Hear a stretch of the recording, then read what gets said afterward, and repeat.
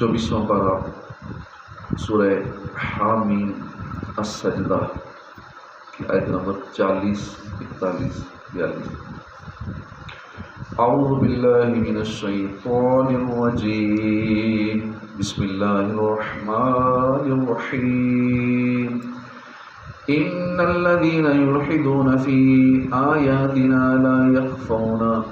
لا يخفون علينا فمن يلقى في النار خير عمن يأتي آمنا يوم القيامة اعملوا ما شئتم إنه بما تعملون بصير۔ ان الذين كفروا بالذكر لما جاءهم وإنه لكتاب عزيز لا يأتيه الباطل من بين يديه ولا من خلفه تنزيل من حكيم حميد۔ ما يقال لك إلا ما قد قيل للرسل من قبلك إن ربك لذو مغفرة وذو عقاب أليم۔ اللہ کے نام سے شروع جو ہے مہربان رحمت والا۔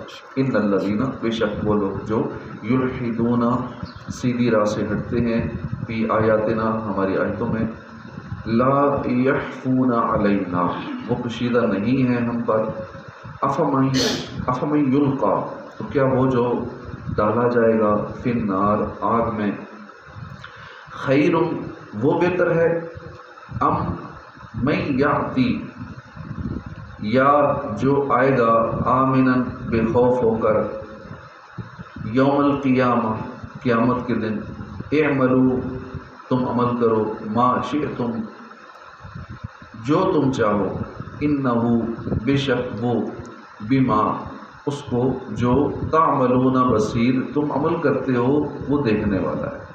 ان الذین بے شک وہ لوگ جنہوں نے کفروا کفر کیا، انکار کیا، بالذکر ذکر کا، لما جب، جاءہم وہ آیا ان کے پاس، وَإِنَّهُ لَكِتَابٌ عَزِيزٌ اور بے شک وہ ضرور عزت والی کتاب ہے، لا یأتیہم نہیں آ سکتا اس کے پاس، باطل من بین یدیہ اس کے آگے سے، ولا من خلفہ اور نہ اس کے پیچھے سے، تنزیل وہ قرآن نازل کیا ہوا ہے، من حکیم حمید حکمت والے تعریف کے لائق کی طرف سے، ما یقال نہیں کہا جاتا لکا تم سے، الا مگر، ما قد قیلا وہ جو بے شک قیلا کہا گیا، للرسل رسولوں سے، من قبل کا تم سے پہلے، ان ربک بے شک تمہارا رب، لذو مغفرت ضرور بخشنے والا ہے، بخشش والا ہے، وذو عقاب علیم اور دردناک عذاب دینے والا ہے۔ ترجمہ کنز العرفان۔ بے شک جو لوگ ہماری آیتوں میں سیدھی راہ سے ہٹتے ہیں وہ ہم پر پوشیدہ نہیں ہیں، تو کیا جسے آگ میں ڈالا جائے گا وہ بہتر ہے، یا وہ جو قیامت میں امان سے آئے گا؟ تم جو چاہو کرتے رہو، بے شک اللہ تمہارے کام دیکھ رہا ہے۔ اس سے پہلی آیتوں میں بیان ہوا کہ اللہ تعالیٰ کے دین کی طرف بلانا بہت بڑا منصب ہے اور بہت اعلیٰ مرتبہ ہے۔ پھر بیان ہوا کہ اللہ تعالیٰ کی قدرت اور وحدانیت کے دلائل بیان کر کے بھی اللہ کے دین کی طرف بلایا جاتا ہے۔ اور اب یہاں سے اللہ کی آیتوں کے بارے میں ٹیڑھی راہ چلنے والوں کو ڈانٹا جا رہا ہے۔ چنانچہ اس آیت کا خلاصہ یہ ہے کہ بے شک وہ لوگ جو ہماری آیتوں میں سیدھے راہ سے ہٹتے ہیں وہ ہم سے چھپے ہوئے نہیں ہیں، ہم انہیں اس کی سزا دیں گے۔ تو کیا وہ ملحد کافر جسے آگ میں ڈالا جائے گا وہ بہتر ہے، یا وہ سچے عقیدے والا مومن جو قیامت میں امان سے آئے گا؟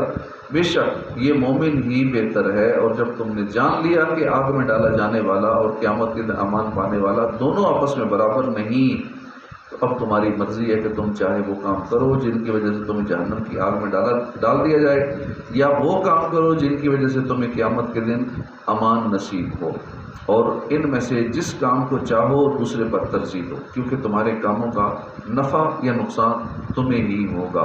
اور یاد رکھو کہ بے شک اللہ تعالیٰ تمہارے کام دیکھ رہا ہے اور وہ تمہیں تمہارے اعمال کے مطابق جزا دے گا۔ مفسرین نے اللہ کی آیتوں میں الہات کی مختلف صورتیں بیان فرمائی ہیں. ان میں سے 3 صورتیں یہ ہیں. قرآن مجید کی آیات کی تعویل بیان کرنے میں صحیح اور سیدھی راہ سے عدول اور انحراف کرتے ہوئے انہیں باطل معنی پر معمول کرنا. قرآن مجید کی آیات کے بارے میں ایسی باتیں کرنا یا انہیں سن کر ایسا کام کرنا جو ان کی شان کے لائق نہیں، جیسے انہیں جادو یا شعر بتانا یا انہیں جھٹلانا یا آیات کو سن کر شور و غل کرنا وغیرہ. قرآن مجید میں بیان کیے گئے توحید اور رسالت کے دلائل پر اعتراض کرنا، ان سے منہ پھیر لینا. اس آیت میں ان لوگوں کے لیے بڑی عبرت ہے جو قرآن مجید کی آیات کے اپنی مرضی کے مطابق معنی بیان کرتے ہیں اور قرآن پاک کے صحیح اور حقیقی معنی اور مفہوم سے ہٹ کر اپنی مرضی کی تعویلیں کرتے رہتے ہیں.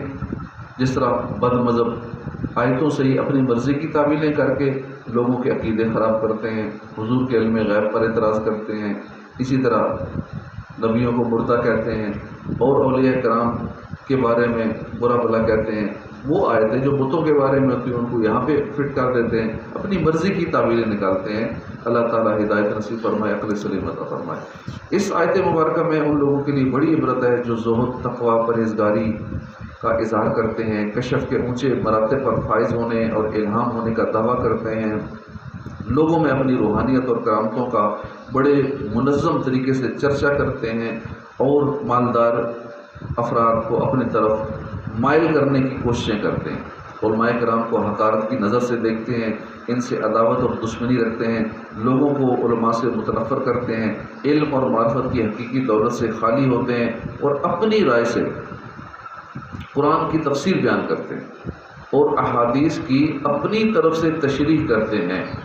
نیز قرآن مجید کی آیات کی کہ اپنی طرف سے ایسے باطنی معنی بیان کرتے ہیں جن کا باطل ہونا واضح ہوتا ہے.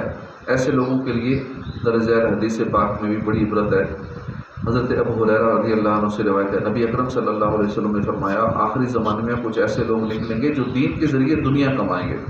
وہ لوگوں کے لیے بھیڑ کی نرم کھال کا لباس پہنیں گے، ان کی زبانیں چینی سے زیادہ میٹھی ہوں گی، ان کے دل بھیڑیوں کے دلوں کی طرح ہوں گے. اللہ پاک ارشاد فرماتا ہے کیا وہ میرے علم اور میری طرف سے ملنے والی مہلت سے دھوکہ کھا رہے ہیں یا وہ میری مخالفت کر کے مجھ پر جرت کر رہے ہیں؟ مجھے اپنی قسم میں ان لوگوں پر ان میں سے ہی فتنہ مسلط کر دوں گا جو ان میں سے دانشور سمجھدار لوگوں کو حیران کر دے گا. حضرت مولا علی قاری رحمۃ اللہ علیہ اس حدیث کی شرح میں فرماتے ہیں کہ آخری زمانے میں کچھ ایسے لوگ ظاہر ہوں گے جو لوگوں کے سامنے دین کے احکام پر عمل کر کے دنیا والوں کو دھوکہ دیں گے اور ان سے دنیا کا مال بٹوریں گے. لوگوں کو دکھانے کے لیے اون کا لباس پہن کر صوفی بنیں گے، ان کے ساتھ نرمی سے گفتگو کریں گے، ان کے سامنے عاجزی انکساری کا اظہار کریں گے تاکہ لوگ ان کو بڑا عابد سمجھیں، زاہد سمجھیں، دنیا سے کنارہ کشی کرنے والا اور آخرت کی طرف رغبت رکھنے والا سمجھیں. لوگ ان کے مرید بنیں گے اور ان کے حالات دیکھ کر ان کے منتقد ہو جائیں گے. ان کی زبانیں تو چینی سے زیادہ میٹھی ہوں گی لیکن دل دنیا اور منصب کی محبت میں، پرہیزگاروں اور خدا ترس علماء سے عداوت اور بغض رکھنے میں، جانوروں جیسی صفات اور شہوات کے غالب ہونے میں بھیڑیوں کی طرح سخت ہوں گے. اللہ تعالیٰ ارشاد فرمائے گا کہ کیا یہ جانتے نہیں کہ میں نے ڈھیل دے رہا ہوں اور یہ میرے عذاب سے بے خوف ہو کر دھوکہ کھا رہے ہیں؟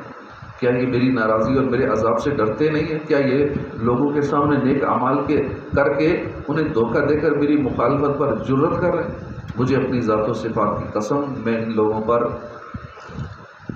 ان میں سے ہی بعض افراد کو بعض پر غلبہ دے کر ایسا فتنہ مسلط کر دوں گا جسے دے کر ان میں سے دانشور اور سمجھدار شخص بھی حیران رہ جائے گا اور وہ اسے دور کرنے پر قادر نہ ہوگا اور نہ ہی اس سے خلاصی پا سکے گا، نہ ہی اس سے کہیں فرار ہو سکے گا. اللہ تعالیٰ ایسے لوگوں کو اپنا خوف نصیب کرے اور اپنی بگڑی حالت سدھارنے کی توفیق عطا فرمائے. ان الذین کفروا بالذکر لما جاءہم وانہ لکتاب عزیز، بے شک جنہوں نے ذکر کا انکار کیا جب وہ ان کے پاس آیا ان کے لیے خرابی ہے، اور بے شک وہ عزت والی کتاب ہے۔ یعنی جن لوگوں کے پاس قرآن کریم آیا اور انہوں نے اس کا انکار کیا اور اس پر اعتراضات کیے تو انہیں ان کے کفر کی سزا دی جائے گی، اور عنقریب انہیں جہنم کی آگ میں داخل کر دیا جائے گا۔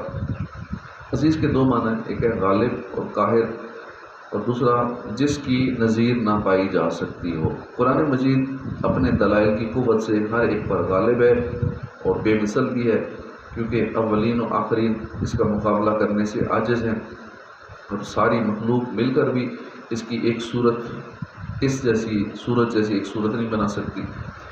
لا یأتیہ الباطل من بین یدیہ، باطل اس کے سامنے اور اس کے پیچھے کسی طرف سے بھی اس کے پاس نہیں آ سکتا۔ وہ قرآن اس کی طرف سے نازل کیا ہوا ہے جو حکمت والا ہے، تعریف کے لائق ہے۔ یعنی قرآن مجید باطل کی رسائی سے دور ہے، اور کسی طرح اور کسی جہت سے بھی باطل اس تک راہ نہیں پا سکتا۔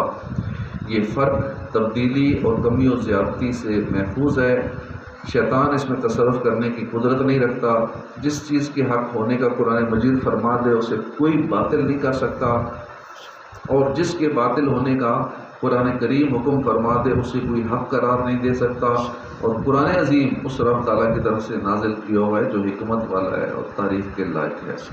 ما یقال لک الا ما قد قیل للرسل من قبلک، اے حبیب آپ کو وہی بات کہی جاتی ہے جو تم سے پہلے رسولوں سے کہی گئی تھی۔ بے شک تمہارا رب بخشش والا ہے، دردناک عذاب والا ہے۔ اس آیت کی ایک تفسیر یہ ہے کہ اللہ تعالیٰ نے اپنے حبیب صلی اللہ علیہ وسلم کو تسلی دیتے ہوئے فرمایا کہ اے پیارے حبیب صلی اللہ علیہ وسلم، آپ کافروں کی طرف سے پہنچنے والی اذیتوں پر صبر فرمائیں اور تسلی رکھیں، کیونکہ جس طرح آپ کو کافروں نے جادوگر اور کاہن وغیرہ کہا، اسی طرح آپ سے پہلے تشریف لانے والے انبیاء کرام کو بھی ان کی قوموں کے کفار نے جادوگر وغیرہ کہا تھا، اور آپ کی طرح انہیں بھی جھٹلایا گیا تھا۔ بے شک جو توبہ کرے اور ایمان لائے اسے اللہ تعالیٰ بخشنے والا ہے، اور جو جھٹلانے پر ہی قائم رہے تو اسے اللہ تعالیٰ دردناک عذاب دینے والا ہے۔ اس لیے آپ اپنا معاملہ اللہ کے سپرد فرما دیں، اور اللہ تعالیٰ نے تبلیغ کا جو حکم فرمایا ہے آپ اس میں مشغول رہیں۔ دوسری تفسیر یہ ہے کہ حبیب صلی اللہ علیہ وسلم آپ کو اللہ تعالیٰ کی طرف سے وہی بات کہی جاتی ہے جو آپ سے پہلے رسولوں سے کہی گئی تھی کہ آپ اپنی قوم کی جاہلانہ حرکتوں پر صبر فرمائیں۔ بے شک آپ کا رب اپنے انبیاء کرام کے لیے اور ان پر ایمان لانے والوں کے لیے بخشش والا، اور اپنے انبیاء کرام کے دشمنوں اور تکذیب کرنے والوں کے لیے دردناک عذاب دینے والا ہے۔ صدق اللہ العظیم۔